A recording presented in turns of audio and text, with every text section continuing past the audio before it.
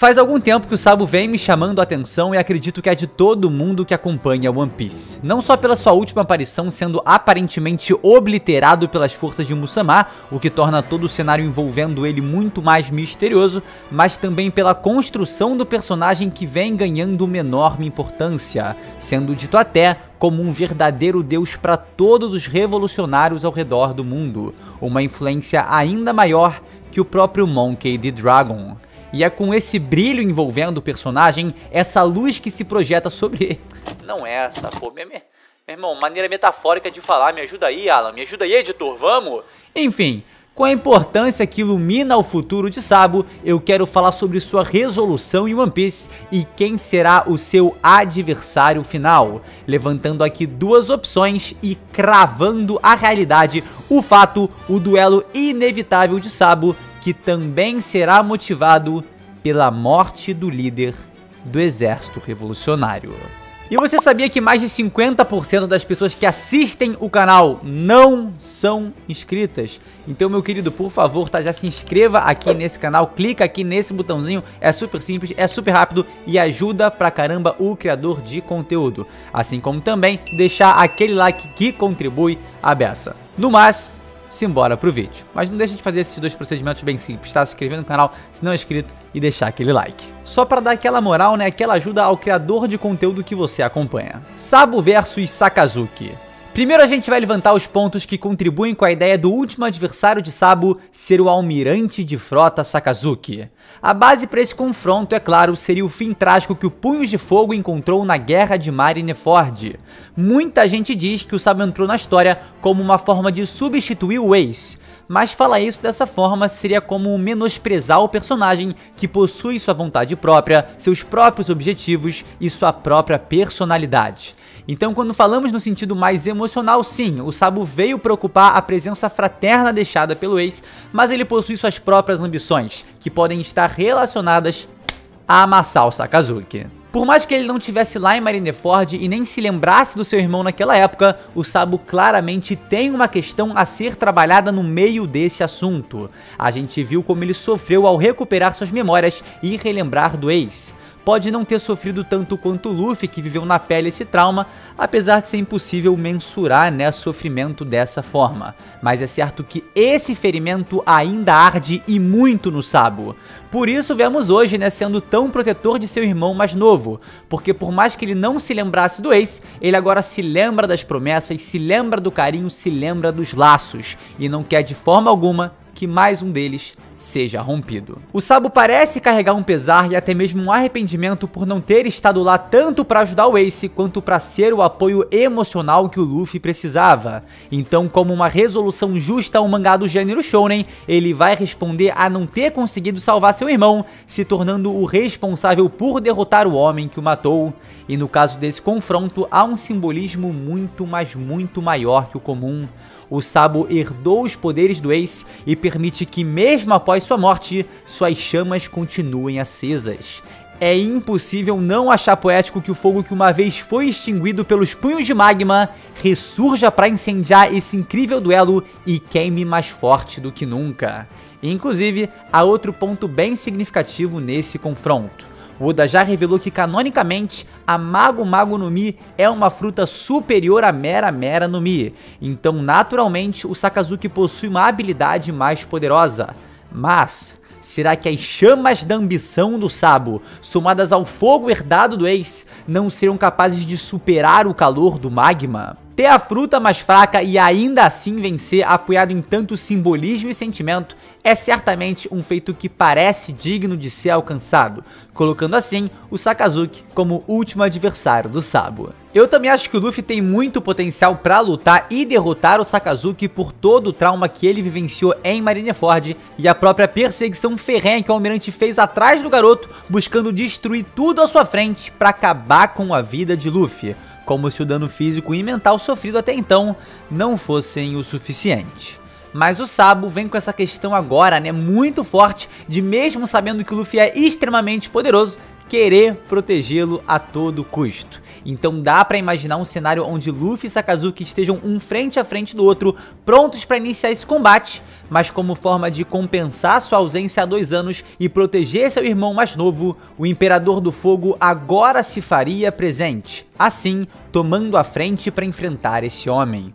Luffy teve sua chance e o Ace também. Agora é a do Sabo.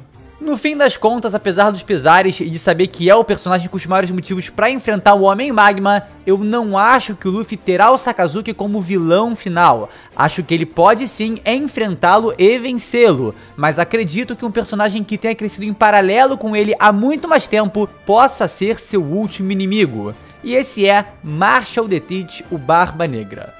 Por isso, o Almirante de Frota me parece uma boa opção para ser o último confronto do Sabo. É até importante a galera ter em mente, né? Existem muitos aliados poderosos ao lado do Luffy no momento, e é improvável que ele derrote todos os vilões que queremos ver ele derrotar, como Sakazuki, Barba Negra e Imu-sama. Acredito que esses aí são os 3 maiores exemplos. Vai ter que escolher ali, né? Não dá pra jogar PS5, Xbox e Switch ao mesmo tempo. Tem que deixar os coleguinhas ali se divertirem e brincarem com os brinquedos. Mas pode ser que isso aconteça e o Luffy simplesmente varra o chão com todos eles?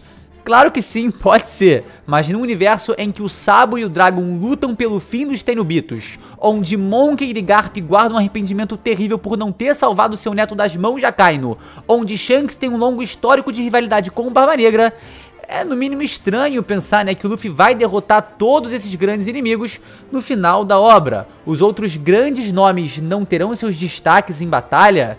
Imagina terminar One Piece sem o Ruivo ter mostrado sua verdadeira força e ter superado um adversário à altura. Sem ver, mano, o Sabo numa luta de 1 contra 1, superando seus limites e se consagrando vencedor. Existem muitos personagens fora o Luffy que a gente quer ver ali, mano, no ápice, no auge da batalha.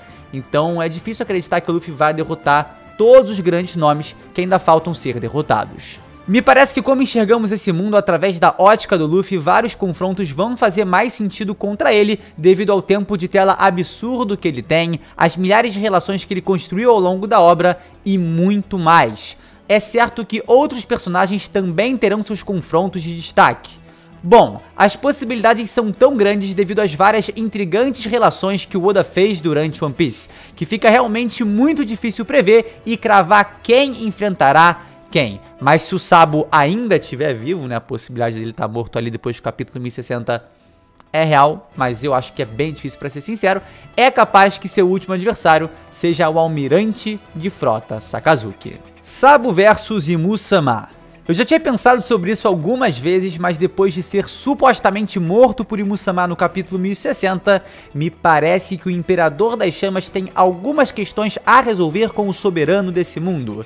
E para início de conversa, a gente tem que ir para a infância do Sabo e ver seu ponto de vista. Ele nasceu como um nobre, mas sempre teve um senso ético muito diferente de todos os ricaços que o cercavam, preferindo passar seus dias num lixão com o Luffy Ace do que nas ruas opulentas do reino de Goa. Como um revolucionário e nobre, o Sabo tem uma perspectiva do mundo através de alguns pontos de vista bem distintos, porque ele vivenciou na pele como é o mundo da nobreza e a maldade que pode ser feita através dessa elite. E tamanho era seu nojo, né, que ele decidiu largar tudo e se tornar um pirata, o que consequentemente o levou à sua primeira suposta morte. E curiosamente, nas mãos de Santi Jalmak, um dragão celestial. E ainda mais curioso, ou talvez o destino, Sabo foi resgatado por Monkey D. Dragon, o homem que em alguns anos se tornaria a maior ameaça e oposição ao governo mundial. A relação do Sabo com a nobreza é muito peculiar, é muito única, e sua visão do mundo, tudo o que ele defende, vai exatamente contra Imu-sama. Inclusive, as conexões do Sabo com os dragões celestiais são simplesmente as piores possíveis, horríveis. A primeira vez que ele supostamente morreu foi nas mãos de um Tenryubito. A segunda vez, né, que ele supostamente morreu foi na Terra Sagrada de Marejoa, no lar dos Tenryubitos. E agora, a sua terceira suposta morte veio através do que parece ter sido obra de Imu-sama, a autoridade máxima desse mundo que reina acima dos próprios deuses, uma espécie de Tenryubito supremo. Fica claro como a equação Sabo mais dragões celestiais é igual a conflito. E pra gente ter uma ideia de como grande parte do Sabo aponta pra uma luta contra Im-Musamma, a gente tem que analisar sua linha do tempo desde o Reverie. Primeiro, ele invadiu Marejoa liderando o exército revolucionário em uma missão para declarar guerra aos dragões celestiais. Durante essa declaração, eles entraram em um confronto contra almirantes cujas consequências geradas ainda permanecem ocultas. A gente sabe que no meio disso, os revolucionários foram capazes de resgatar o Kuma, mas o Sabo acabou sendo incriminado pelo assassinato do Rei Cobra. Se refugiou no reino de Lulúzia, que porventura, tomou uma obliteração colossal de uma possível arma ancestral. Além de tudo isso, ele foi uma das pouquíssimas pessoas desse mundo, se bobear, a primeira de toda, fora os Gorosei. E esse outro personagem aí que sempre me deixa muito, encucado, foi o primeiro a ver Im-Musamma, ainda mais sentado no trono, indicando que aquele ser é o monarca supremo desse planeta. Ou seja, o Sabo é possivelmente o primeiro personagem não dragão celestial a ter aprendido isso. E não faz sentido que alguém que esteja se opondo ao governo como ele, que esteja exercendo um papel que ele está exercendo dentro da obra e tem um histórico tão ruim contra os Tenryubitos, seja o responsável por derrotar o maior de todos eles. Quando a gente pega o exército revolucionário como um todo, a gente vê que Oda tá sim dando protagonismo ao Sabo. A gente sabe que o fundador e mentor por trás de tudo isso é Monkey D. Dragon e que ele também possui um potencial gigantesco para lutar contra o governo mundial quando a hora chegar, principalmente contra Im-Musamma, mas nos últimos capítulos também tivemos uma menção de que agora o Sabo é o maior símbolo de esperança que inspira revoluções por todo o mundo, alguém que está sendo louvado como um verdadeiro deus entre os revolucionários. Como principal ídolo de uma instituição que busca propagar a liberdade do mundo, faz sentido que o Sabo derrote aquele que confina o planeta.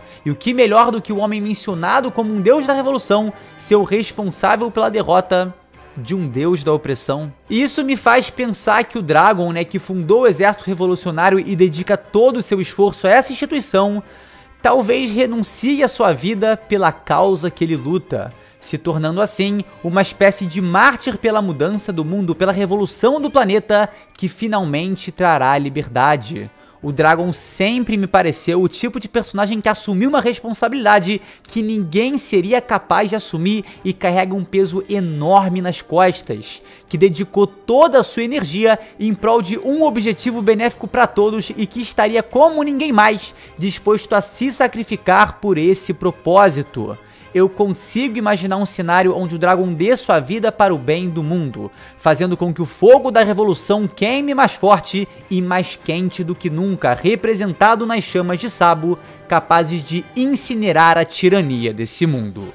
Não sei se o Dragon vai varrer os Gorosei na porrada e acabar sendo derrotado por Im-Musamma, ou os 5 comandantes do exército revolucionário vão lutar contra os 5 Gorosei, o que, pra ser sincero, me parece uma possibilidade bem boa. Mas alguma coisa me diz que o Dragon sabe os riscos que ele tá correndo e tá disposto a dar sua vida por um mundo melhor. E aí, óbvio, aquele clássico, motivado pelo sacrifício de seu mentor e aquele que o criou durante tanto tempo, o Sabo estaria com uma energia ali acumulada, uma vontade muito maior e uma determinação inabalável, assim derrotando o tirano que governa esse mundo. O que também é muito importante a gente notar aqui é que o Sabo, como eu já disse, não é um Ace 2.0. Ele tem seus próprios desejos, sonhos e ambições. E parece fazer mais sentido pro arco do personagem que seu confronto direto seja contra o governo mundial e as representações máximas dessa instituição, não a Marinha.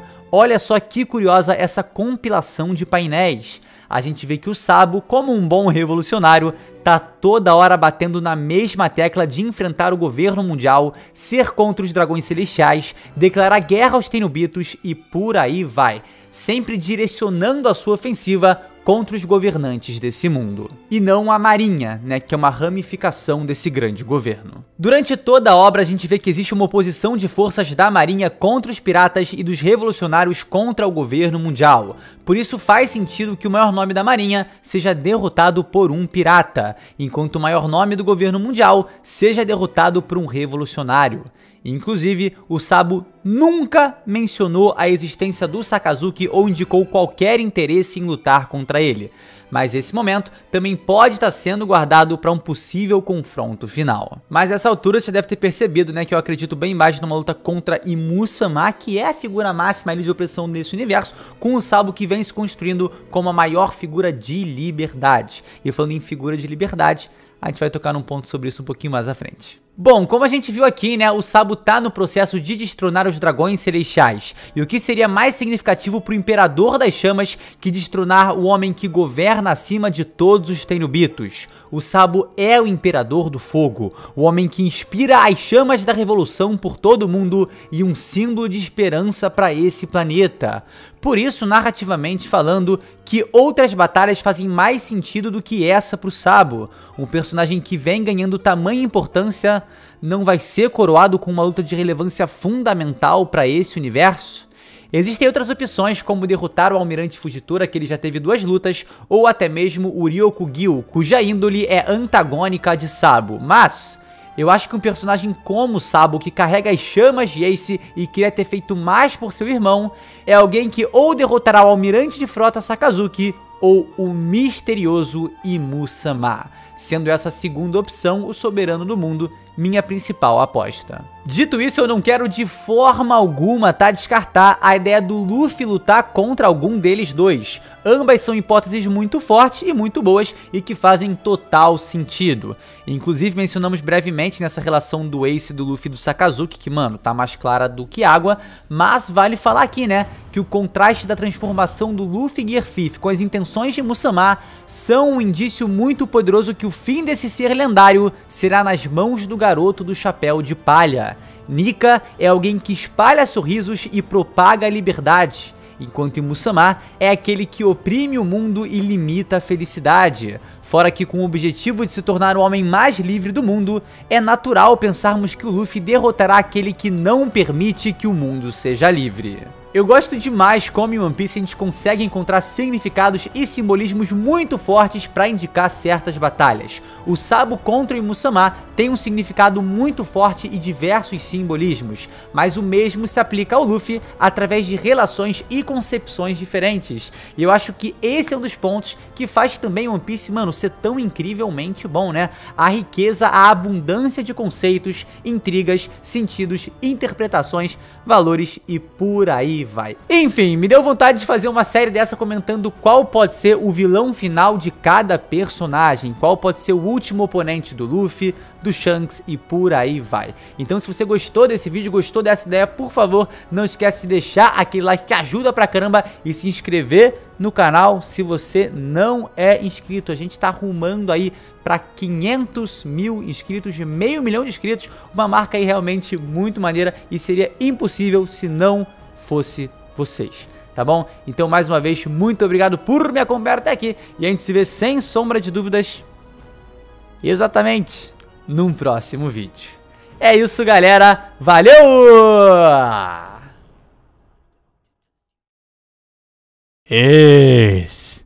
Jotaro.